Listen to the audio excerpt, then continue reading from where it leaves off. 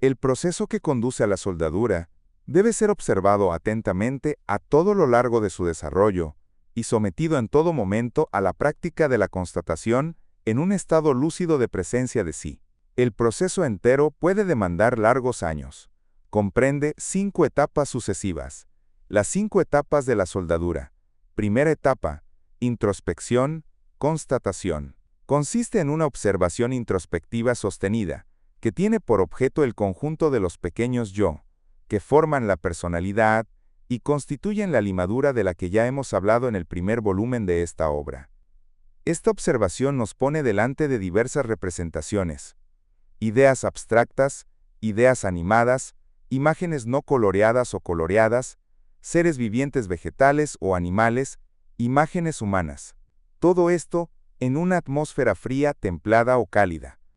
Lo esencial en este trabajo es observar los elementos que constituyen en su conjunto nuestro yo provisorio, el de nuestra personalidad inacabada, y constatar que cada uno de ellos es en efecto una parcela de nuestro yo, tal como se encontraba ante el primer umbral. Repitamos que para que el proceso indicado aporte sus frutos, debe estar sometido a la continua constatación, desde la primera etapa y hasta su feliz culminación. Cuando el fiel se ha familiarizado con el espectáculo, que le ofrece su personalidad sometida a una introspección sostenida, debe buscar distinguir cuáles son esos pequeños yo, o grupos de pequeños yo, que tienen tendencia a querer ocupar el primer plano de la escena. Es importante reconocerlos.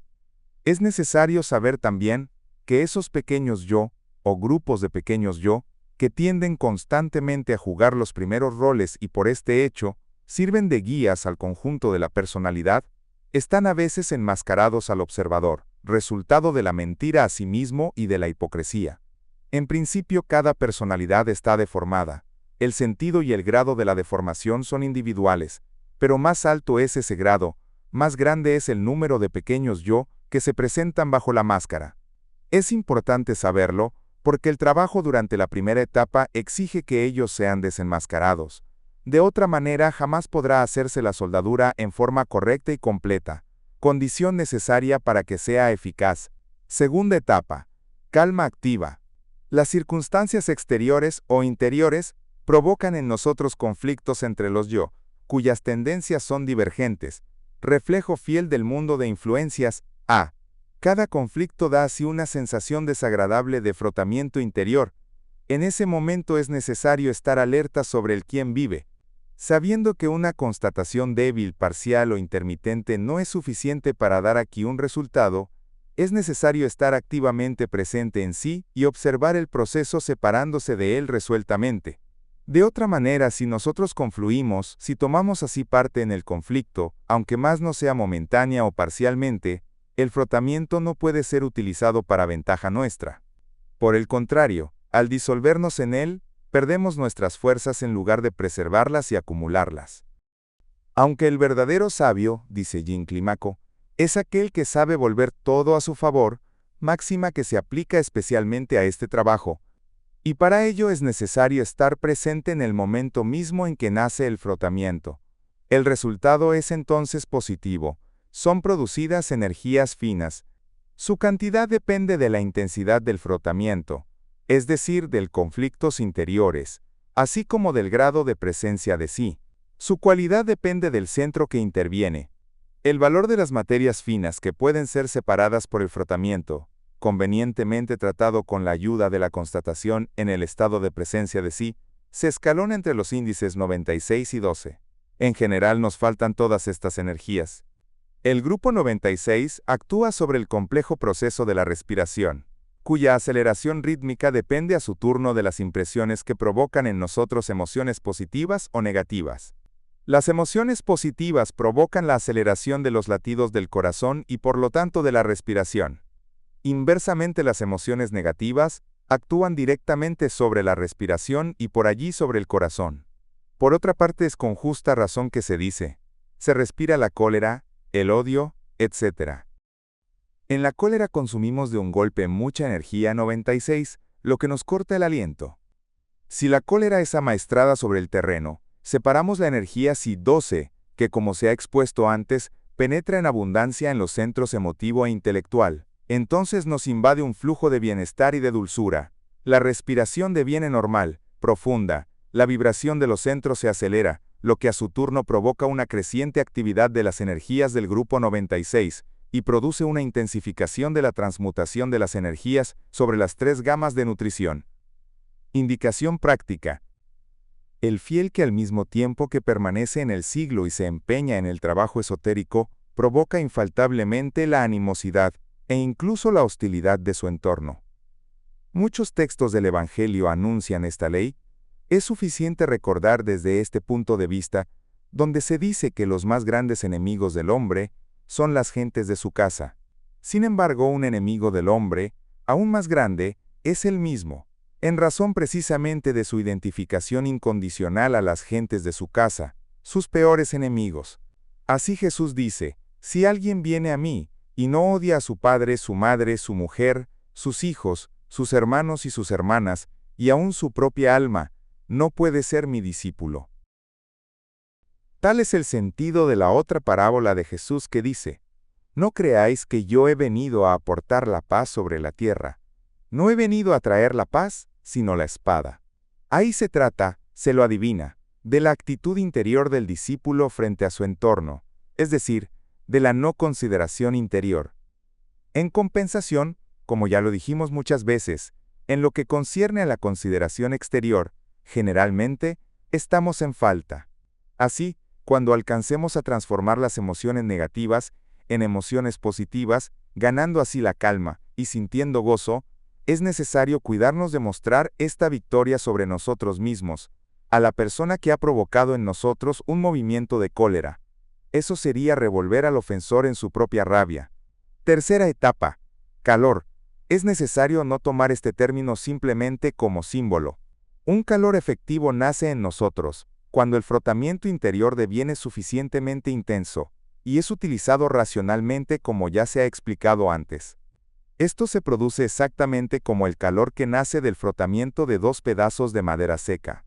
Por supuesto, para que ello ocurra es necesario tener madera seca. El lector atento comprenderá el sentido esotérico de estas palabras.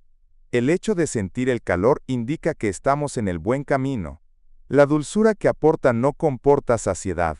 Este calor, ya lo hemos visto, puede provenir de la conveniente utilización de las circunstancias, pero puede también ser provocado por ciertas plegarias.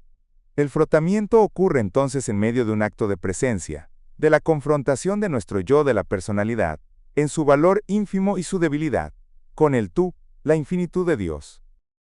La fuerza de la plegaria depende de la intensidad del sentimiento que nace de esta oposición, sentida gracias al carácter dualista del centro emotivo. El orgullo, aún los rastros de orgullo, hacen inoperante esta confrontación. La máxima tradicional bien conocida dice, Dios resiste a los orgullosos. El calor proviene precisamente del sentimiento que nace de la confrontación, y no de las palabras utilizadas en la plegaria. Por otra parte, en este caso, la plegaria debe ser corta a fin de que el corazón pueda recitarla sin cesar, interiormente, luego conservar su sentido íntimo, al mismo tiempo que abandona su forma y las palabras que la componen. Si se lo alcanza, esto puede dar al corazón un impulso inefable que es como para ser buscado. Indicación práctica. Ello se alcanza progresivamente. Primero se pronuncia la plegaria en alta voz. Después se articula sin producir sonido. Finalmente se la pronuncia mentalmente. El lector advertido debe comprender el sentido de este método. Su aplicación es individual, y se coloca en el conjunto de los ejercicios cotidianos que forman el pravilo regla. En la práctica monástica ortodoxa se emplea, para este fin, la plegaria de Jesús, concebida así: Señor Jesucristo, Hijo de Dios, ten piedad de mí, pecador, pecadora. En los conventos se la repite hasta 10, incluso 20.000 veces por día. Para aquellos que trabajan en el siglo, se recomienda recitar esta plegaria por conjuntos de 12 veces, es decir, 3 veces como se ha dicho antes, repetidos 4 veces, para ejecutar así de 1 a 4 recitaciones por día. Cuarta etapa, fuego. Las 3 primeras etapas de la soldadura necesitan un esfuerzo sostenido, Las dos últimas tienen un carácter espontáneo. El corazón se inflama por sí mismo, cuando el frotamiento produce un calor suficientemente fuerte, como en el caso de dos pedazos de madera seca. Es un fuego místico. De allí se expande por las venas. Una máxima tradicional dice sobre este tema: cuando el fuego se enciende en la sangre, la composición misma del sistema nervioso cambia en su esencia, y la sangre se vuelve azul. En este estado el trabajador maravillado verá en sus profundidades la imagen de su yo real, brillante rayo del Señor. En el Evangelio según Tomás, recientemente descubierto, se lee sobre esto: que aquel que busca no cese de buscar hasta que encuentre, y cuando encuentre se turbará, y habiéndose turbado se maravillará, y reinará sobre el todo. Reinar sobre el todo. El lector comprenderá que esto quiere decir el identificarse con su yo real, que es una parcela de aquel del Señor, cuyo yo reina sobre el universo. Quinta etapa: soldadura. La soldadura se produce bajo formas diversas, pero siempre a partir del centro emotivo, bajo la influencia, sea de una emoción intensa cultivada por esfuerzos sostenidos, sea por una emoción repentina, como el caso del buen ladrón, sobre la cruz, sea una continuación de una larga acumulación de emociones diversas, pero orientadas en el mismo sentido. El carácter de la soldadura es entonces estrictamente individual. Ella puede ser el resultado de un sacrificio, el de un soldado que se sacrifica por la patria, por ejemplo. ¿No ha dicho Jesús que no hay amor más grande que si alguien sacrifica su alma por sus amigos? Ella puede producirse también a continuación de no importa qué, otra manifestación de amor verdadero. El amor es entonces el trazo común a todos los procedimientos que conducen a la soldadura positiva. Porque en el fondo es Él, y solo Él, que inflama el corazón al mismo tiempo que deja la cabeza fría. La soldadura así efectuada es de carácter definitivo. La soldadura puede producirse también, bajo el efecto de una fuerte emoción negativa. Pero en este caso ella no es, y no puede ser jamás total. Es entonces híbrida desde el punto de vista de su cualidad, e insuficiente en cuanto a su efecto. Si a continuación el hombre llega a la conciencia de su insuficiencia, y persiste en el deseo de llegar a la soldadura total, correcta y perfecta, está llamado a destruir primero su soldadura parcial, para enseguida recomenzar todo a partir de cero. Solo que esta destrucción puede hacerse únicamente al precio de considerables sufrimientos. Una vez que ha tomado conciencia del hecho de que esa soldadura es defectuosa, el hombre debe esforzarse por destruirla lo más pronto posible, lo que es tanto más difícil por el hecho de que la soldadura imperfecta resultó de una larga acumulación de emociones orientadas en un sentido erróneo. Si la soldadura defectuosa es destruida, en el momento mismo de su destrucción, el trabajador puede apropiarse y sacar provecho de toda la potencia de las emociones por efecto, de las cuales él había llegado a crearse una soldadura parcial o negativa. En ese caso, como en la lucha contra las emociones negativas, el efecto positivo permanece, cuando son deshechos los nefastos efectos de la soldadura negativa, a condición de que la destrucción esté acompañada de la práctica de la constatación, en un acto activo de presencia de sí. Es necesario hacer notar que al lado de toda clase de soldaduras parciales o negativas, existen también cristalizaciones, siempre parciales y localizadas. No es necesario, sin embargo, confundirlas con lo que es, en el sentido esotérico, el carácter humano. Este podría ser comparado a una masa viscosa dentro de una masa líquida.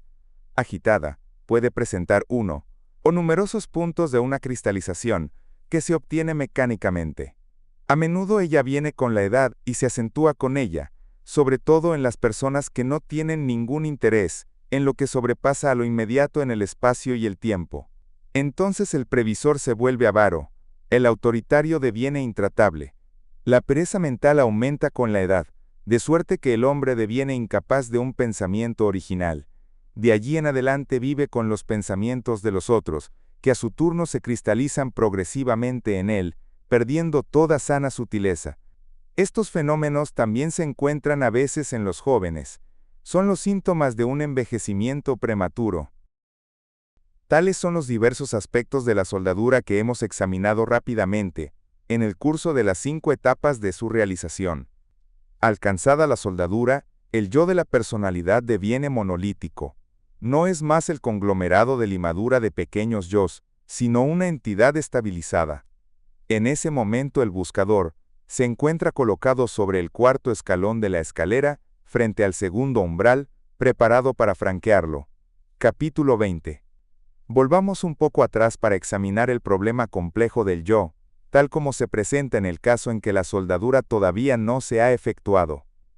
Hemos estudiado las transformaciones que se producen en las relaciones entre la personalidad y el yo real del hombre, cuando adquiere el conocimiento esotérico, la gnosis.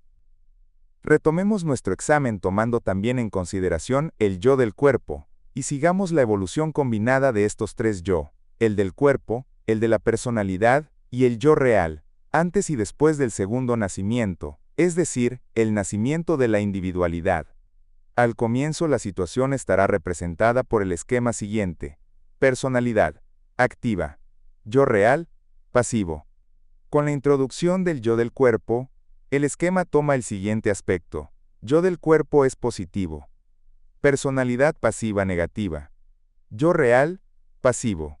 Las flechas indican el sentido en el cual se ejerce la autoridad en la vida corriente de los humanos. Se sabe que en el hombre exterior, el yo real solo se manifiesta raramente, y que él espera ser consultado. Dicho de otra forma, el yo de la personalidad es activo en relación al yo real. Sin embargo, en los casos graves, el yo real, imponiéndose a la parte positiva, generalmente dormida, del centro emotivo inferior, lo despierta momentáneamente, y por su canal, envía advertencias a la personalidad las que, por otra parte y demasiado a menudo, no son seguidas. En cuanto al yo del cuerpo, en el adulto sano, está fuertemente desarrollado. Salvo en casos relativamente raros de choques sufridos, o de impresiones causadas por sorpresa, el cuerpo sabe perfectamente de lo que tiene necesidad para su subsistencia y actividad, para su reposo, sus placeres, así como de todo lo que le hace falta. La personalidad vive en el cuerpo y se expresa por sus órganos. Por este hecho, el yo de la personalidad depende del yo del cuerpo para la mayor parte de sus manifestaciones. A su turno, el yo real se manifiesta a través de la personalidad. Es por eso que la vida del hombre exterior depende muchísimo de ella. A través de esta y en segunda instancia, él también depende del yo del cuerpo. En efecto, es suficiente un acceso de fiebre o un dolor de dientes para que las generosas ideas y toda la espiritualidad del hombre exterior desaparezcan momentáneamente. Se asiste así a una cascada de dependencias, como lo indica el esquema anterior. Sin embargo, estos tres yo tienen cada uno su propio estatus, sus propios objetivos, y utilizan para alcanzarlos los buenos oficios de la personalidad. Así, cuando el yo del cuerpo encuentra que ha llegado el momento de alimentarse, la personalidad, bajo su instancia, toma todas las medidas necesarias: compras, preparación y absorción de las comidas. En este ejemplo, el yo del cuerpo y el yo de la personalidad cambian muchas veces su posición respectiva, turno a turno dominante o subordinada. Si uno se toma la molestia de seguir todas las operaciones que terminan en una comida, se verá que el cambio de signos positivo y negativo interviene decenas de veces, estando en su conjunto la personalidad al servicio del yo del cuerpo. En las relaciones de la personalidad del hombre exterior con su yo real, los signos igualmente cambian, pero en forma mucho menos variada. En general, el yo de la personalidad es activo, en relación al yo real, en el sentido de que no sigue los avisos de este último, más que cuando le conviene, y que solo tiene en cuenta sus advertencias excepcionalmente, poniendo aparte el caso de los justos. Pero esto no quiere decir que el yo de la personalidad no sea consciente de los imperativos y de las indicaciones del yo real. Él está allí, ciertamente, al menos en todos los casos, en que el hombre es colocado frente a una alternativa importante y debe elegir. Si en ese momento el yo de la personalidad no sufre fuertes influencias exteriores o interiores, perspectivas seductoras, cálculos para el centro intelectual, simpatías o antipatías para el centro emotivo, o si al menos momentáneamente no se encuentra bajo el imperio de los deseos del yo del cuerpo, él puede escuchar y tomar en consideración los mensajes del yo real. Estos son adaptados a las posibilidades de percepción de la personalidad inacabada y a su nivel de comprensión, como el caso del decálogo. Pero en general estas condiciones no se realizan, y el hombre pasa por alto las advertencias del yo real. Sin embargo, el yo de la personalidad sabe con certeza que los mensajes del yo real son justos y claramente expresados. De suerte que al ignorarlos, el yo de la personalidad guarda el gusto amargo por los pasos en falso cumplidos.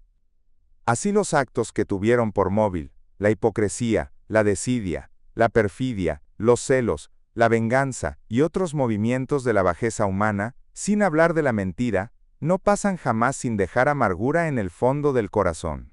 El gozo bestial de una dominación, a la que se ha llegado por la violencia, o por el crimen no descubierto e impune, no compensará jamás la amargura de los remordimientos que lo siguen. De ello resulta que a pesar de su conducta aparentemente autoritaria frente a su yo real, el yo de la personalidad se encuentra atraído hacia su lado. La situación es aún más complicada por el hecho de que las impresiones dejadas por estos tirones difícilmente desaparecen, si es que ellos lo hacen alguna vez, de la memoria del individuo. Es así que con el tiempo y la acumulación de las decisiones, tomadas arbitrariamente por el yo de la personalidad, sin tener en cuenta su fuero interno, estos desgarramientos aumentan en fuerza y proporción. Ahora bien, la personalidad humana se encuentra a menudo atraída también hacia el otro lado, el yo del cuerpo. Si el yo real no lleva consigo ningún rastro de dudas, el yo del cuerpo, en la mayoría de los casos, tampoco las experimenta. Es por eso que cuando levanta la voz, sus imperativos son casi siempre categóricos. Es así que la personalidad, dicho de otra forma, el hombre exterior identificado con ella, se encuentra tironeada, a veces desgarrada por imperativos que vienen del alma, del yo real, y por otros que vienen de la carne del yo del cuerpo. Si la personalidad alcanza, también como mal, a ignorar los imperativos del yo real, la táctica de evasión o de retroceso elástico, solo tiene raramente éxito cuando ella se encuentra en oposición con los imperativos del yo del cuerpo que toma decisiones netas, traduciéndose generalmente por una caída precedida de justificaciones, trampas, mentiras a sí misma y a los otros. En la mayor parte de los casos en que la personalidad sucumbe a las voluntades del yo del cuerpo, es sobre todo cuando ésta actúa bajo la influencia directa o indirecta de la energía sexual. Enseguida se hace escuchar el veredicto justo y sin apelación del juez supremo, la voz del yo real, que habla al hombre desde el fondo de su corazón. Dicho esto, se comprenderá que contrariamente a ciertas teorías modernas, el hombre exterior, aunque su personalidad sea inacabada, es sin embargo responsable de sus actos como lo afirman las religiones. La literatura novelesca con todas sus variantes se basa en el esquema reproducido anteriormente, que refleja fielmente las realidades de la vida psíquica del hombre exterior. Este esquema representa la interdependencia de los tres yo del hombre, de la cual surgen infaltablemente los conflictos interiores en la conciencia del yo de la personalidad, cuando ésta sale de su somnolencia mental, bajo el efecto de tironeos que provocan los choques que vienen tanto del exterior como del interior. Esta situación, bien real, es descrita con singular potencia por estas palabras de San Pablo: no sé lo que hago, no hago lo que quiero y hago lo que odio. Es también el tema del romance libre, tal como antes lo hemos definido, característica de las relaciones morales entre el hombre y la mujer durante el ciclo del hijo. Romance basado sobre la libre elección recíproca en el amor, coronado en el matrimonio, y fundado sobre el principio de la monogamia. Cierto, no es una fórmula ideal, ya que casi siempre fracasa en la práctica. Es una fórmula intermedia entre la poligamia patriarcal del ciclo del Padre y el romance único no falible del ciclo del Espíritu Santo, fundado en el reconocimiento recíproco y la unión de los seres polares. El juego de los tres yo representado en ese esquema se reencuentra, repitámoslo, en la base de todo romance de los hombres exteriores, especialmente bajo su aspecto dramático. Sin embargo, por su aspecto romántico, sostenido por la influencia sexual, el romance libre ejerce una atracción prácticamente irresistible para este tipo de hombres, porque las representaciones que se hacen los enamorados, el uno del otro, coloreadas por la ilusión, entrando en acción bajo la influencia del sexo, no corresponden jamás a la realidad. Sin embargo, aunque siendo falsas objetivamente, Estas representaciones, así sublimadas, pueden provocar en los enamorados visiones ideales, es decir, justas por el aflujo de energías finas provenientes en primer lugar del hidrógeno Si-12. Una vez consumado el matrimonio, esas visiones se exponen progresivamente a la implacable realidad. Desilusiones e insatisfacciones resultan de ello, lo que generalmente termina por lanzar a los enamorados, a los brazos de un príncipe encantador o de una mujer maravillosa. Tal es en su conjunto el esquema del romance libre, de los seres exteriores, sea ese romance vivido o escrito, leído o visto en un film. Las circunstancias de tiempo y lugar, así como los complementos directos o indirectos, son detalles secundarios. Aunque, prácticamente la situación permanece intrincada, fuera, por supuesto, de la unión de los seres polares. Sin embargo, esta, la única que es real, aparece al hombre exterior como un sueño irrealizable, y él se resigna diciendo que si el matrimonio es una fórmula imperfecta, toda otra solución estará también destinada al fracaso. Y dándole la espalda al plano superior, desciende al plano inferior para encontrar allí el adulterio. De todas formas, en el caso en que las parejas son de naturaleza romántica, sus representaciones recíprocas y las visiones que surgen de ellas, aunque de naturaleza ilusoria, pueden reflejar en imagen, para cada uno de ellos, su amor real, aproximándolos más o menos a su tipo ideal, polar. Es por esto que el período de noviazgo da a veces a estas naturalezas la ilusión de que su amor es el amor verdadero, único, y de esta ilusión nace un flujo temporario de energías finas.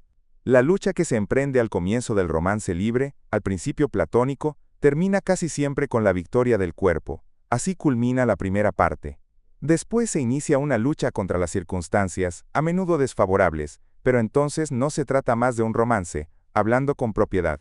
La característica principal del romance libre, tal como ha sido revelado en el curso del ciclo del hijo, es que comenzando por un nudo, una intriga que a continuación se desarrolla, ese romance, como tal, permanece inacabado. Tal como la higuera del Evangelio, que no tenía más que hojas.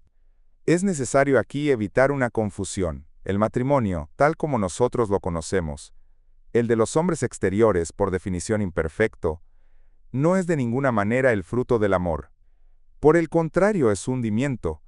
En realidad no hay lazo orgánico con lo que puede ser el amor real. Aunque solo el amor verdadero es susceptible de producir frutos, aún es necesario alcanzarlo. La posición de la personalidad puede ser comparada a la de un débil rodeado de fuertes, pero cuya situación es sin embargo diferente. Si el yo real es invencible, él está ignorado, por decirlo así. El yo del cuerpo varía en sus deseos, pero está en contacto directo y permanente con la personalidad que vive en el cuerpo, depende de él y se manifiesta por él. Puede decirse entonces que no goza, desde ese punto de vista, de una gran autonomía. La situación cambia totalmente cuando el centro magnético, tomando la dirección de los centros inferiores y habiendo asegurado la coordinación de su funcionamiento, abre al fin ampliamente al yo real, la puerta de entrada de la personalidad. Es entonces cuando se produce la soldadura, completa y perfecta, por la cual el yo de la personalidad se identifica con el yo real. Este es el segundo nacimiento, el de la individualidad. Desde entonces el yo del cuerpo, amaestrado, no podrá más oponer resistencia al yo de la individualidad, o imponerle su voluntad. Así, en el estado de éxtasis en el que puede entrar la individualidad, en principio a voluntad, ésta puede suspender el funcionamiento normal de los 5 sentidos, como nos lo muestran los martirios de los santos, soportados con felicidad. El esquema siguiente traduce las nuevas relaciones entre los 3 yo después del segundo nacimiento. Por este segundo nacimiento, el cuerpo es glorificado y sublimado. Con la personalidad acabada y nacida, el hombre deviene perfecto, al mismo tiempo que permanece en su tipo fundamental. 1, 2 o 3. En este nuevo estado los filtros funcionan perfectamente, no dejan pasar más que los elementos puros en cada etapa de las 3 gamas de nutrición. Pasivo el yo del cuerpo, pasiva activa la personalidad y activo el yo real. Las flechas indican el sentido en el que se ejerce la autoridad en la vida corriente de la individualidad. Para el hombre que ha franqueado el segundo umbral, El esquema precedente debe ser presentado de otra forma, para corresponder mejor a la realidad.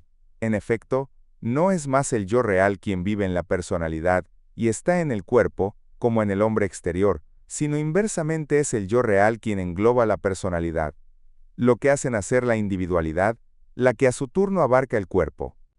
Los dos esquemas siguientes reflejan entonces el estado del hombre antes y después del segundo nacimiento. Retomemos ahora el esquema que se relaciona con el caso de una personalidad, que comienza a aprender y asimilar el conocimiento esotérico, esquema ya presentado en el tomo 1 de Gnosis. Hemos indicado que el lazo permanente introducido entre la personalidad y el yo real, figurado en el esquema por una línea quebrada, no es otro que el conocimiento esotérico. Hemos agregado que el saber y el saber hacer, que este conocimiento, la gnosis, permite adquirir, representan la piedra filosofal de la mística medieval y son susceptibles de provocar en el discípulo la transmutación a la que se aspira. Esta transmutación consiste ante todo en un cambio del sentido según el cual se ejerce la autoridad entre los yo. Es por eso que en el ciclo exotérico hemos colocado como aquí el signo positivo del lado del yo real y el signo pasivo del lado de la personalidad. Aunque los efectos de esta transmutación no se detienen allí. Completamos el último esquema con un círculo que representa el yo del cuerpo. Y recordemos esta antigua máxima esotérica, según la cual el camino que conduce hacia lo alto, conduce simultáneamente hacia abajo. En la aplicación al caso presente, esto quiere decir que a medida que la gnosis conquistada por esfuerzos conscientes establece un lazo en el discípulo entre la personalidad y el yo real, un lazo adecuado se establece automáticamente, sin esfuerzo, entre la personalidad y el cuerpo. Nuestro esquema toma entonces el aspecto siguiente. En tanto que la personalidad vive inmersa en las influencias a las que se adhieren sus intereses vitales, es en general pasiva, en relación al cuerpo que constituye para ella el valor supremo, e ignora las influencias b. En este ejemplo extremo, la personalidad cae, de buen grado más que por fuerza, bajo la autoridad del yo del cuerpo, el mismo dominado por el sexo, y por todas sus manifestaciones directas e indirectas. El débil corazón humano aprueba muy a menudo este estado de cosas. Se recordará sobre esto la palabra de Jesús: allí donde está vuestro tesoro, allí también estará vuestro corazón. Aquí somos llamados a aportar una precisión. El hombre exterior, tal como lo conocemos, se encuentra, se lo sabe por el catecismo, en un estado de decadencia, consecuencia de la caída. Aunque no es el hombre entero el que ha caído, es la personalidad, seducida por la autonomía relativa del centro intelectual inferior, que ha dado la espalda al árbol de la vida. Ella ha sido absorbida por los frutos del árbol del conocimiento del bien y del mal, la facultad de darse cuenta de su propia situación, la facultad de calcular, de comparar, finalmente los atributos del yo de la personalidad y de la conciencia clara de vigilia. Horizontes ilimitados se han abierto entonces delante de este yo, horizontes en verdad inaccesibles en efecto, porque huyen sin cesar delante de las exploraciones del espíritu humano, cuyo curso prosigue desde entonces hasta nuestros días. Los frutos del árbol del conocimiento del bien y del mal son relativos. Con el tiempo el hombre lo comprende bien. Pero en la época en que alcanza a apresar esta verdad, el recuerdo de la permanente, de lo inalterable, en consecuencia de lo real, ya se ha perdido. Y en el magnífico curso del progreso, progreso de los medios solamente, se ha olvidado de sí mismo. El árbol de la vida entra para él en la leyenda. Con el olvido del yo real la personalidad ha sido progresivamente deificada, en tanto valor supremo en el mundo observable y conocible, sensorial, donde sin embargo, el hombre lo sabe, todo es relativo.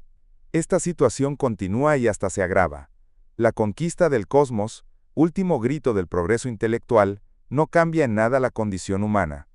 Todo lo que queda de antes de la caída, gracias a Set, hijo de Eva, concebido misteriosamente, padre de la tradición esotérica, es un delgado hilo de esa tradición, conservado en la ortodoxia oriental y en otros lados. La caída de la personalidad no ha producido con ella, ni la del yo real, lo que es evidente, ni lo que es menos evidente, la del cuerpo con su yo. Esto sorprenderá, ya que el cuerpo muere. Aunque el cuerpo ha devenido mortal, precisamente a continuación de la decadencia de la personalidad. El centro motor, motor fisiológico del cuerpo, que forma parte de la personalidad, está íntimamente ligado a ella, y sufre su suerte. Así, contrariamente a lo que generalmente se cree, el cuerpo muere, no a consecuencia de su propia deficiencia, sino por causa de la deficiencia de la personalidad. Cuando ésta no está más en esa situación, el cuerpo es regido por el centro sexual, que como los centros superiores emotivo e intelectual, es inmortal. Este es, en efecto, la mónada que expresa en el hombre al absoluto 3, lo mismo que el centro emotivo superior es la expresión del absoluto 2, y el centro intelectual superior, la del absoluto 1. Viendo las cosas desde este ángulo se comprenderá mejor las indicaciones del Génesis de que el hombre fue hecho alma viviente. Comentando este texto, el apóstol San Pablo dice: si hay un cuerpo animal, también hay un cuerpo espiritual. Es por ello que está escrito: el primer hombre, Adán, devino un alma viviente. Aunque el hombre caído, especialmente el hombre culto 1, 2 o 3, se considera como venido al mundo, no para vivir sino para morir. Ya hemos visto que con la regeneración completa, el hombre obtiene bajo su forma absoluta el yo, la conciencia y la voluntad. Ahora precisemos. El órgano del yo real en el hombre es el centro emotivo superior. El órgano de la conciencia es el centro intelectual superior. El órgano de la voluntad es el centro sexual. Ahora aparece claramente que a pesar de su deficiencia, sus enfermedades y hasta su muerte, el yo del cuerpo regido por el centro sexual es infinitamente más fuerte que la personalidad humana, tal como ella funciona en el hombre exterior, bajo la forma de arenas movedizas. Antes habíamos hablado del primer lazo a establecer entre la personalidad y el yo real. Aunque las relaciones que se establecen entre ellos, en función de los esfuerzos conscientes del discípulo, en el curso de su iniciación al conocimiento esotérico, no son ni someros ni nebulosos. Tal como la ciencia positiva, esta gnosis es sistemática, y es así tal como en el otro conocimiento, en virtud de la estructura sistemática del cosmos, tanto en su conjunto como en sus menores detalles. Las relaciones entre la personalidad humana y el yo real del hombre, que son el objeto de la ciencia esotérica, comprenden un cierto número de disciplinas que forman un ciclo completo. Este ciclo comprende en total 8 disciplinas, en las que cada una conduce a un resultado bien determinado.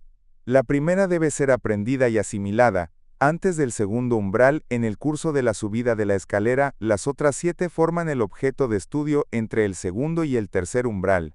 Esta primera disciplina, la gnosis de San Pablo, debe ser totalmente estudiada sobre el tercer escalón de la escalera, correctamente enseñada, aprendida y bien asimilada en su teoría y en su práctica, permite atravesar el cuarto escalón de la escalera, para presentarse delante del segundo umbral con serias posibilidades de franquearlo. Umbral delante del cual es inútil, también riesgoso, presentarse sin haber adquirido este conocimiento. La gnosis, aprendida y practicada así, da acceso al amor cortés bajo la égida del cual se coloca el cuarto escalón. El amor cortés en su realidad, su verdad, es el predicado por Jesús en el Nuevo Testamento. Constituye esa revelación superior, en relación al amor carnal, de naturaleza animal, que se encuentra en el Antiguo Testamento. Es la llave del reino de Dios, ese paraíso perdido. Prácticamente, desde el punto de vista del interés vital del hombre, este paraíso se presenta bajo el aspecto de una unión indivisible e indisoluble de los seres polares. Aunque se recordará la palabra de San Pablo, ya citada y tan poco comprendida: en el Señor la mujer no es sin el hombre, ni el hombre sin la mujer. Guardémonos de tomar este texto en su sentido simbólico. Se trata de una operación real, de una reintegración, dicho de otra manera, del andrógino. Retomemos el tema del presente capítulo, adelantando un paso hacia la realidad de las cosas enseñadas en la tradición, bajo la forma de la gnosis, conocimiento superior, primera disciplina del conocimiento absoluto. Anteriormente, yendo de abajo hacia arriba, partimos del individuo tal como lo conocemos en la vida, como somos nosotros mismos, hombres nacidos de la sangre, de la voluntad de la carne y de la voluntad del hombre, y que se identifica alternativamente con su personalidad inacabada, y su cuerpo acabado en vía de crecimiento o degeneración. La idea del yo real, en principio se le aparece como el fruto de una imaginación desvariada, como una locura delante de los hombres. Es mucho más tarde que comprende, si alcanza a hacerlo, que la verdadera locura delante de Dios consiste en identificarse con su propia personalidad. Pero si admite en él la existencia de un otro lugar de conciencia, de otro yo que no es el que le es habitual, de un yo real, en consecuencia permanente, suprasensorial, mónada divina, poseyendo en tanto microcosmos, los atributos del macrocosmos, él no podrá concebir este yo más que de manera teórica, en forma de una representación intelectual, de un postulado propuesto pero no demostrado todavía. Concibe así forzosamente este yo en el cuadro de sus representaciones habituales, es decir, individual o aún personal. Esto le parece totalmente lógico y evidente. Sin embargo, la realidad no es así. En el primer volumen, Ciclo Exotérico, de esta obra ya nos hemos detenido largamente sobre el tema del andrógino, y hemos indicado que el microcosmos, propiamente hablando, no puede ser constituido por una persona, tan evolucionada como ella sea. El microcosmos solo puede ser constituido por la unión de seres polares alcanzados el término de su crecimiento y de su desarrollo. Refiriéndonos al esquema que así lo representa, vemos indicado que él configura en su conjunto el ser completo. Y ya hemos agregado que como tal refleja integralmente, bajo todos sus aspectos, el absoluto manifestado en el universo creado. Dicho esto, difícilmente se concebirá, estando este concepto demasiado alejado de nuestras representaciones habituales, que el yo real de una persona cualquiera siendo la mónada del absoluto manifestado, debe ser y es en efecto, de esencia andrógina. Dicho de otra forma, polarizado o aún bipolar. Es necesario habituarse a esta idea, tan inverosímil como en principio aparezca. Sin embargo, ¿no es también nuestra personalidad bipolar en cierta medida? Ciertamente. En efecto, cada hombre puede encontrar en él, por medio de la introspección, ciertos trazos femeninos, lo mismo cada mujer podrá encontrar en ella trazos masculinos. Llevada al extremo, esta polarización produce el anormal fenómeno bien conocido de los hombres afeminados y los marimachos. En la personalidad incompleta del hombre exterior que es arena movediza, esta polaridad no está todavía, y no podría estarlo, ni bien determinada, ni regularmente constituida, lo que constituye la tarea de la personalidad totalmente desarrollada y nacida. Sin embargo, podremos sin dificultad apercibirnos de esta polarización, tal como se presenta en nosotros, por una sucesión de esfuerzos introspectivos que nos permitirán pasar revista al conjunto, o casi, de nuestro contenido interior. En efecto, esta polarización de los elementos de nuestra personalidad no es otra cosa que el reflejo fiel del mundo, lo que por otra parte explica la aplicación por la tradición ortodoxa del término mundo, al conjunto del contenido de la vida psíquica del hombre. Al pasar remarquemos que si la comprensión, entre los seres de sexo opuesto, es generalmente difícil a raíz de nuestro estado incompleto y nuestras deformaciones individuales, ella sería naturalmente imposible sin esta polaridad. Es la presencia de elementos comunes en los dos seres, lo que arroja una pasarela entre sus personalidades, y hace posible una comprensión mutua en la medida de sus evoluciones. Ahora, si pasamos de la personalidad al cuerpo, constatamos sin dificultad que también nuestro cuerpo está polarizado. La embriología y la anatomía muestran que todos los órganos característicos del hombre se encuentran en la mujer en estado rudimentario y viceversa. Las hormonas juegan en el funcionamiento del organismo humano, especialmente en el de la vida sexual, un rol de polarización que recuerda el fenómeno análogo encontrado en la vida psíquica. Se sabe en efecto que un cierto porcentaje de hormonas femeninas se encuentran en el hombre, mientras que el organismo de la mujer segrega una cierta proporción de hormonas masculinas. Y asimismo que la polarización psíquica permite la comprensión mutua en las personas de sexo opuesto, lo mismo que la polarización hormonal asegura la atracción sexual. Este fenómeno es complejo, y en el estado actual de nuestros conocimientos no se ha dilucidado todavía. Pero en razón de lo que precede, podría adelantarse que también una ínfima carencia de hormonas propias al sexo opuesto se traduce, ante la falta de pasarela, por un descenso de la atracción sexual. Sea cual fuera el plano, desde donde se considere el problema, se alcanza entonces la conclusión de que el ser humano está totalmente polarizado en sí mismo, ya se trate del hombre o de la mujer. Es sólo cuando esta constatación se nos hizo evidente, que nosotros podemos hacer nuestra la aserción, según la cual todo ser humano lleva en el fondo de su corazón la imagen de su ser polar, y nosotros podremos sentirlo. En ciertas condiciones es posible también objetivarla. Sin embargo, para la inmensa mayoría de los humanos, tal no es el caso. Primeramente porque la noción del ser polar nos es desconocida. A continuación porque cuando ella nos es mostrada, generalmente nos deja indiferentes, porque continuamos seducidos por el sistema del romance libre. La angustia causada por el aislamiento interior, y la aspiración ardiente de encontrar la dama de sus pensamientos, son solo la tarea de una ínfima minoría de humanos. Para aspirar a ello es necesario, al menos, pensar. Y este pensamiento debe literalmente devorar el corazón del caballero, como para que se comprometa en proezas siempre peligrosos en vista de encontrar el objeto de sus aspiraciones. Los seres que viven anclados en su personalidad incompleta, dominada en toda circunstancia por los deseos del cuerpo, y que participan con entusiasmo en la vida planteada por las influencias, estando satisfechos, no sienten en su suficiencia, ni la necesidad, ni el interés de una búsqueda tal. El régimen del romance libre les conviene, les satisface tal como la idea del romance único se les aparece quimérica. Esto, naturalmente, no cambia para nada el estado objetivo de las cosas. El muy antiguo símbolo del yo real, mónada divina del absoluto manifestado, símbolo cuya significación había sido olvidada, pero que fue conservada por la tradición de Oriente, ha vuelto a Occidente, y actualmente es utilizado por ciertos autores que lo comentan en forma diversa. Es el siguiente: color oro, M, color plata P. Aplicado al caso de las relaciones entre los yo examinados antes, surge la figura que sigue.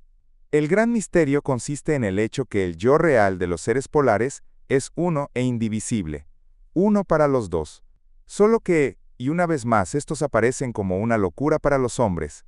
Él vive simultáneamente en las dos personalidades, y por supuesto en dos cuerpos separados, el uno del otro pero naturalmente polarizados. Cambiando de sentido el esquema precedente por razones de comodidad, podemos representarnos esta situación de la siguiente forma: yo real bipolar, activo y pasivo. El hombre activo y mujer pasiva. Este es el esquema de dos seres polares antes de que se unan, o contraigan cada cual una unión separadamente. La unión de dos seres polares, que sin embargo no se reconocen como tal, da el esquema siguiente. En este caso, a pesar de una concordancia interior y sexual, sus respectivas personalidades juegan el rol de manzana de la discordia. A pesar de la perfecta polarización de sus cuerpos, lo que es don en los seres polares, y en razón de la deformación kármica y de los movimientos libres de sus personalidades, es probable una ruptura. El caso del adulterio único o repetido, con o sin divorcio, está representado en el esquema siguiente. El adulterio, tanto como la poligamia o la poliandria, produce unión solo a nivel de los cuerpos. He aquí el esquema de un caso clásico, el de la relación de tres. El yo real de una pareja polar. Personalidades inconscientes de su polaridad y de la idea de polaridad en general. Matrimonio, adulterio, cuerpo. El amante es otro yo real de una pareja polar. Una multiplicación de uniones incompletas contraídas, en la mayor parte de los casos por la pareja, representaría una figura compleja, la imagen de la vida real, más galante que sentimental de los hombres exteriores, más acá del primer umbral. Finalmente representamos en un esquema el caso de los seres polares conscientes de su polaridad, y que aspiran a su unión integral, el del caballero y el de la dama de sus pensamientos. Este es el preludio de su unión integral. Después de haber penetrado en su conciencia de vigilia, la aspiración a esta unión impregna poco a poco los yo de sus personalidades, creando así una atracción amorosa bien distinta, sin embargo del común de los humanos, el amor cortés. Inflama sus corazones y les inspira el coraje de buscar los medios, y principalmente aquellos del camino interior, que les permitirá vencer todos los obstáculos kármicos que se colocan en su ruta, lo que solo es posible por esfuerzos conscientes, con la adquisición de la gnosis, teórica y práctica. Entonces, en este caso de éxito. Es el esquema del noviazgo legítimo de dos seres polares. Si la unión de sus personalidades ha devenido tan perfecta e íntima, que excluye hasta la necesidad de la palabra para los intercambios, entonces el primer lazo del que hablamos antes, la gnosis adquirida, integrada por dos personalidades estrictamente polarizadas, no siendo prácticamente más que una, colocará a los seres polares sobre el cuarto escalón de la escalera, de cara al segundo umbral. Por el pasaje del segundo umbral, puerta del reino de los ciclos, se produce el nacimiento de la individualidad, por una soldadura indisoluble de las personalidades polarizadas devenidas en ese momento, definitivamente una con la mónada divina que es su yo real único. Si la pareja están con vida, esta soldadura produce automáticamente la unión polarizada de sus cuerpos, si no, después del deceso del sobreviviente, los dos no serán más que uno. Eso dará lugar para ellos a una nueva encarnación, esta vez consciente, en vista de cumplir una misión entre los humanos. En este último caso, conviene remarcar que en el tiempo, cuando la rueda del destino giraba lentamente, esta reencarnación podía demandar siglos de espera. Actualmente en el umbral de la era del Espíritu Santo, todo se produce sobre ese plano a un ritmo análogo al de la vida terrestre contemporánea. El yo real. Unión realizada de personalidades polares por el efecto del amor cortés. Cuerpos polares todavía desunidos.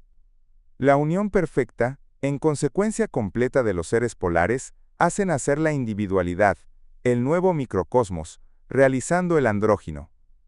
Llevado hasta el límite de su desarrollo, la individualidad puede ser representada simbólicamente. Es el paraíso, vuelto a encontrar por la gracia de Dios, y por el amor alcanzado en virtud de los esfuerzos conscientes, y el coraje que han manifestado los seres polares en el curso del combate invisible ininterrumpido. Esta unión es sagrada. Llegados a ese punto, y dando una mirada sobre el camino recorrido, los seres polares comprenderán el sentido de las palabras de Jesús, dirigiéndose a sus discípulos algunos instantes antes de su arresto. Vosotros estáis tristes ahora, pero os volveré a ver, y vuestro corazón se regocijará, y nada os podrá quitar vuestra alegría. Este estado de unidad de los seres polares en la individualidad, la cual, cuando deviene completa, se acompaña de la redención en el cuerpo glorificado. Ya hemos dicho que en la medida del establecimiento, por medio de esfuerzos conscientes de lazos entre la personalidad y el yo real, lazos análogos se constituyen automáticamente, entre la personalidad y el cuerpo físico. Capítulo 21. En el momento en que alcanzamos el fin del ciclo mesotérico de gnosis, es tiempo de plantearnos la cuestión de la meta de nuestra vida. Hemos encarado este problema muchas veces, y bajo sus diversos aspectos, cósmico, planetario, social, etc. Intentemos ahora tratarlo a fondo, y si es posible, encontrarle solución a escala individual, egocéntrica, colocándolo al mismo tiempo en el cuadro de la doctrina, tal como ella se le aparece al lector, ahora en su conjunto. Este problema ha sido expuesto desde los tiempos más arcaicos por los espíritus más dotados, y la filosofía antigua y moderna, religiosa o laica, han propuesto multitud de soluciones. Aunque con acento agudo S.A. soluciones, generalmente no pueden ser tomadas en consideración por la ciencia, ya que ellas consisten en determinar lo desconocido buscado, haciendo intervenir uno o numerosos elementos desconocidos. Es así, que en ausencia de elementos objetivos, constituyendo los datos del problema tal como se expone habitualmente, se apela a factores extraídos de creencias, tradiciones, etc. Este método, bajo cualquier aspecto que se presente, no podría resistir un examen científico ni el análisis crítico. Además, cada filósofo, evocando este problema, le imprime una marca personal y, en la mayor parte de los casos, pesimista. Pouchkin, con su agudo sentido de la verdad, incapaz de mentirse a sí mismo, al mismo tiempo que amando la vida apasionadamente, se ha contentado sin embargo con colocar la cuestión, sin tratar de encontrarle una respuesta. Don maravilloso, don inútil, vida, ¿para qué fin nos es dada? Trovador de lo bello y de la verdad, el gran poeta se detiene en esta constatación, contradictoria en sí, de la inutilidad de una existencia maravillosa pero ficticia. Fue muerto en duelo a causa de una mujer, la suya, a la edad de 37 años. Lermontov, poeta de la misma estatura, su contemporáneo, pero más joven, muerto en un duelo, como él, pero a la edad de 28 años, escribía con la misma nota pesimista: la vida sin amor es la tumba. Amar eternamente, imposible. He aquí dos constataciones, dos visiones de las cosas captadas por el espíritu, generalmente profético, de estos dos grandes poetas, y liberado, en los momentos de inspiración, del imperio de Maya, la gran ilusión, fuerza soberana de la ley general, regida por el absoluto 3.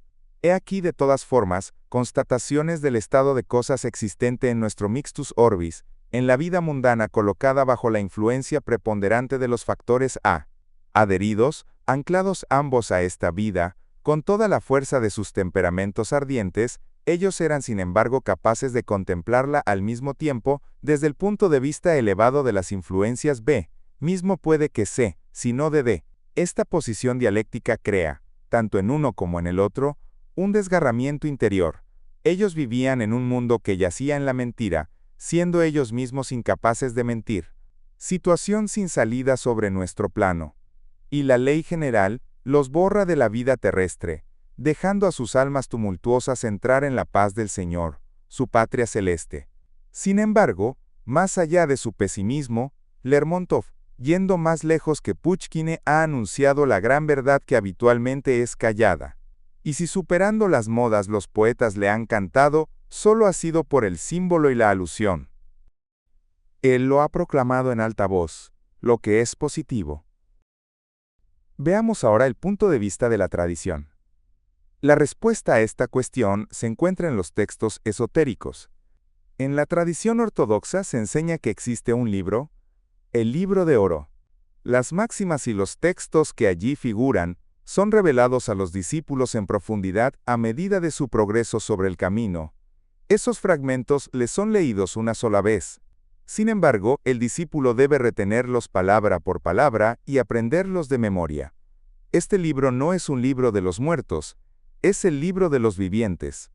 He aquí lo que está escrito en ese libro, sobre el tema relacionado con el problema que nos preocupa.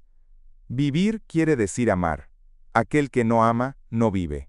Lleva una existencia lúgubre, cuyo solo sentido consiste en la esperanza de amar. La continuación de este texto apunta a los seres polares.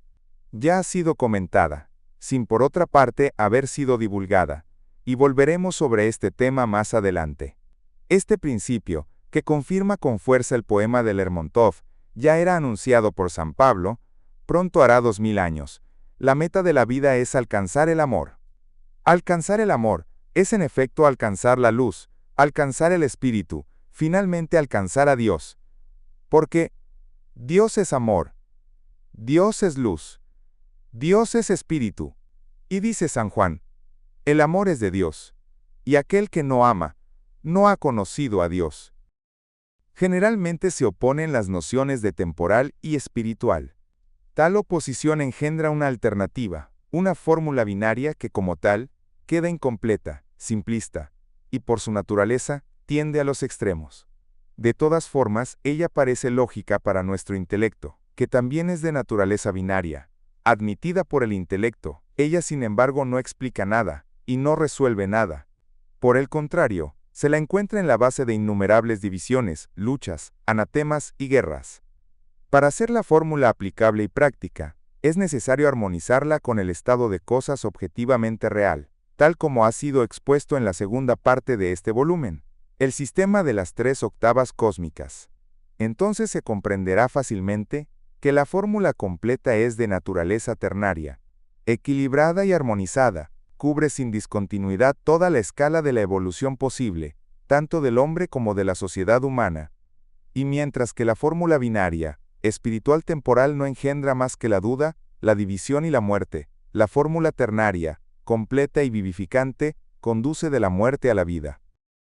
Introduciendo entre los dos extremos, representados por los términos espiritual y temporal, un término medio que, el lector puede concebirlo, es lo eterno. La fórmula completa, el siguiente aspecto. Espiritual, eterno, temporal. Se comprende que cada uno de estos términos corresponde respectivamente a los atributos del absoluto 1, del absoluto 2 y del absoluto 3. Sobre el plano del amor humano, la antinomia real, objeto de los estudios y del trabajo esotérico, ha nacido no de la oposición de lo temporal y de lo espiritual, lo que de hecho para el hombre exterior queda en la zona de la pura teoría, sino en la oposición de lo temporal a lo eterno. Allí se encuentra precisamente la llave de la inteligencia del problema de los seres polares, problema crucial para aquellos que aspiran a comprometerse sobre el quinto camino, la del caballero y la dama de sus pensamientos. Porque el yo real, uno para los seres polares, pero que vive en dos personalidades revestidas de dos cuerpos diferentes, pertenece a lo eterno, y así, indirectamente a lo espiritual. Mientras que el yo del cuerpo pertenece a lo temporal. En cuanto al yo de la personalidad, él constituye, por así decir, el gran punto de interrogación de nuestra vida, colocado entre los dos otros yo. La personalidad puede perecer si ella se identifica al yo del cuerpo, pero puede ganar la vida eterna al identificarse con el yo real. Todo depende de la actitud que el hombre adopte frente a sí mismo y a su vida, construir su casa sobre la arena, o bien primero excavar hasta la roca. De hecho, la personalidad humana es un talento, un préstamo divino, maravilloso, acordado al hombre para que la haga germinar por el trabajo, y no para que la esconda en la tierra, afirmándose así en lo temporal ilusorio, que él toma obstinadamente por lo real, a pesar de la existencia de lo contrario, confirmado por la muerte. Esta idea, o sobre todo este hecho, el de una existencia prestada, con la facultad de hacerla permanente por el trabajo, debe permanecer presente en el espíritu de aquel que aspira a alcanzar el camino, la verdad y la vida. Y no debe olvidar un instante esta máxima inscrita en el libro de oro: aquel que no desarrolla su talento, lo pierde. Hemos dicho, y volveremos a ello más de una vez, que el amor, como la misma personalidad, es también un talento divino prestado al hombre. Todo el mundo clama: yo amo, tú amas, él ama, etc. Pero ante todo es necesario darse cuenta de lo que en esta aserción puede ser objetivamente verdad. Tal es el problema. Aunque la naturaleza del amor no se presta en lenguaje científico a una definición precisa, pero podemos juzgarlo en relación a sus manifestaciones conocidas. Una descripción objetiva y completa es dada por el apóstol San Pablo. El amor es paciente, está lleno de bondad. El amor no es envidioso. El amor no se envanece, no se infla de orgullo. No hace nada deshonesto, no busca su interés, no se irrita, no sospecha el mal, no se alegra de la injusticia, sino que se alegra de la verdad, justifica todo, cree todo, espera todo, soporta todo. Tales son las manifestaciones del amor, es decir, del amor verdadero, objetivo. Invirtiendo los términos de la fórmula de San Pablo, se reconocerá sin esfuerzo las manifestaciones de las emociones negativas, como los celos, el sentimiento de propiedad extendido, a aquel que se le adjudica el calificativo de bien amado. De esta forma se dice: yo lo amo, y ya que lo amo, él o ella deben hacer lo que quiero. Es notorio que aquí se trata de otra cosa que el amor. Sin embargo, para conocer el amor en sí, es necesario sentirlo, vivirlo, y no hay otra forma de sentirlo que confluyendo con él. Sin embargo, es necesario no perder de vista esta realidad. Siendo el amor de esencia divina, está investido en sus manifestaciones de un poder absoluto. De ello resulta que no puede ordenarse amar, tanto como no puede prohibirse amar. Lo sabemos desde el fondo de nosotros mismos, sea cual fuere el grado de sinceridad con que lo testimoniemos, sea que lo prediquemos para nosotros mismos, o moralicemos para otro. Antes habíamos establecido que la meta de la vida es alcanzar el amor. El apóstol San Pablo lo liga con: aspirad también a los dones espirituales, y enseguida pasa a su clasificación. Reflexionando sobre ello, es fácil comprender que el auditorio, al cual el apóstol dirigía su epístola, estaba preparado para recibir su palabra. Se lo comprenderá mejor aún releyendo el fin del pasaje, donde San Pablo remarca lo siguiente: si alguno cree ser profeta o espiritual, que reconozca que las cosas que os he escrito son mandamientos del Señor. Por esto entendemos que entre los oyentes corintios a quienes el apóstol dirigía su epístola, se encontraban personas muy evolucionadas esotéricamente, hombres 4, preparados para franquear el segundo umbral, así como hombres 5, profetas, dice San Pablo, capaces de comprenderlo. En lo que concierne a los otros agrega, y si alguno lo ignora, que lo ignore. El grado del amor que permite la adquisición de los dones espirituales, lo que hemos llamado la adquisición de facultades nuevas, es la tarea del hombre 5, que ha pasado por el segundo nacimiento, dicho de otra forma, de la individualidad nacida, habiendo adquirido la conciencia del yo real, en su sublime manifestación andrógina. Es el fruto del amor de la gracia divina, acordada a aquel que trabaja en el campo del Señor, es decir, trabaja esotéricamente. Sin embargo, el amor continúa siendo siempre la meta de la vida, también para aquel que, según la expresión del apóstol, lo ignora, aquel que no participa en este trabajo. Más todavía, el amor es la meta de la vida, en toda la escala de los cosmos, hasta en los organismos más primitivos. En lo que concierne a los humanos, encaramos diferentes casos, pero siempre casos relativos a gente normal, actuando entre sus semejantes, igualmente normales, y en las circunstancias normales de la vida de nuestro mixtus orbis. Aunque la vida actual, con la enorme separación entre los progresos de la técnica, que esencialmente la caracteriza, y el progreso moral que tambalea, engendra en el dominio de las influencias A, sobre todos los planos y en todas las capas de la sociedad, condiciones anormales. Estas condiciones tienden a provocar en los humanos deformaciones patológicas. Este retardo en la evolución provoca una esclerosis moral, de manera que el hombre contemporáneo vive en la segunda mitad del siglo XX, en la puerta del ciclo del Espíritu Santo, sin haber salido totalmente del dominio del Antiguo Testamento.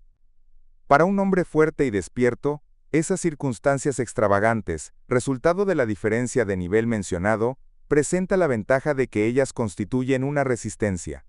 Este obstáculo ofrece un excelente punto de aplicación a su fuerza, y por esto mismo una posibilidad de alcanzar prontamente la victoria a la que aspira. En cuanto al débil, él se inclina y se pierde en la masa que sigue el camino espacioso, que conduce a la perdición.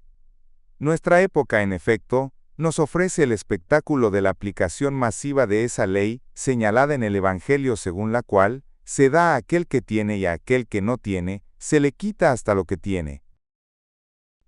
Esta debilidad humana se expresa de manera característica por la actitud de los hombres y las mujeres hacia el amor. La filosofía de vanguardia reduce el problema del amor a fórmulas monstruosas, simplistas al extremo, que pasan por realistas, tales como: el amor es simplemente el contacto de dos epidermis. Es necesario reconocerlo. Es el fondo de la escala, un nivel inferior, igual al de los animales, entre los cuales el contacto de las epidermis se encuentra enriquecido, primero por el instinto de conservación de la especie, después, y frecuentemente, también por un verdadero amor, en el nivel en que se expresa. No se podría intentar justificar esta profanación del amor por eslogans tales como: en el fondo, siempre ha sido así. Ciertamente el imperio del absoluto 3 es grande y generalmente también determinante. Pero puede compararse este contacto más o menos hábil a casos como aquel de Menelao, rey de Esparta. Menelao se destaca en muchos hechos durante la guerra. Combate cuerpo a cuerpo al traidor Paris y lo fuerza a huir. Después de la toma de Troya, él se precipita en el palacio para castigar, como buen espartano, con la espada en la mano, a Helena, su esposa infiel, causa de 10 años de guerra. Sin embargo, cuando entrando en su cuarto ve el perfil de su hermoso seno, él olvida todo, arroja su espada y estrecha a Helena entre sus brazos. Si la defección de Menelao, cediendo a la corriente del amor, surgido del absoluto 3, pudo suscitar las burlas de Eurípides, Andrómeda, 629, la influencia triunfante de los contactos entre dos epidermis provocaría algo más que piedad. Dejemos entonces la fábula antigua y el cinismo moderno para volver al examen de los casos tipo fundamentales del amor. Retomemos aquí la antigua terminología que señala las 3 grandes categorías entre las cuales se divide toda la humanidad: ílicos, psíquicos y neumáticos. Por ilíco se entiende el hombre que vive más acá del primer umbral. Por psíquico, aquel que habiendo franqueado el primer umbral, se empeña sobre la escalera en vista de alcanzar y franquear el segundo umbral. Por neumático, aquel que habiendo franqueado el segundo umbral y alcanzado el segundo nacimiento, progresa hacia el tercer umbral,